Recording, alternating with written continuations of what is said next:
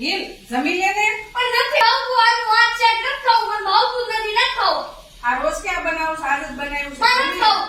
ભાવતું જ નથી તો હું શું છે મને આ નથી શાક ભાવતું તો જ બનાવીને કહે છે ખાઈ લે આ શેનું શાક છે સરસ વાળી સરગવાનું ઘરમાં તું એકલો વ્યક્તિ રહેશો ઘરમાં કોણ કોણ છે બા છે દાદા છે મોટા બા છે અંકલ છે બધા છે કે નથી તો એ બધાને ભાવતું હોય કે ન ભાવતું હોય અને આ રીતે બેસાઈ જમવા તું બેઠો છો એ રીતે અને તારી ડીશની અંદર તું જો કેટલી વસ્તુ છે જો શાક છે ભાત છે દાળ છે રોટલી છે પાપડ છે છાશ છે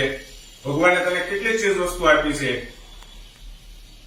હું સમજુ છું છતાં તને આ સબ્જી નથી ભાવતું તો બીજી બધી વસ્તુ છે કે નથી તને બેટા એ ખબર છે કે આ જગતની અંદર કેટલા બધા ગરીબ લોકો એવા છે કે જેની થાળીની અંદર ખાલી રોટલો જ આવે છે રોટલો ને છાશ પેટ ભરી લે છે છતાં હસતા હોય છે અને ભગવાને આપણને કેટલી ચીજ વસ્તુ આપી છે તો આ રીતે કરવાનું વર્તન નહીં હે એટલે શાંતિથી આપણે આ અનાજનું અપમાન કરતા કહેવાય શું કરવી અપમાન અનાજનું અપમાન એટલે ભગવાનનું અપમાન હું જમી લઈશ ડેડી બસ શાબાશ દીકરા હવે આવી ભૂલ ક્યારે કરીશ નહીં નહીં ને શાબાશ વેરી ગુડ જમી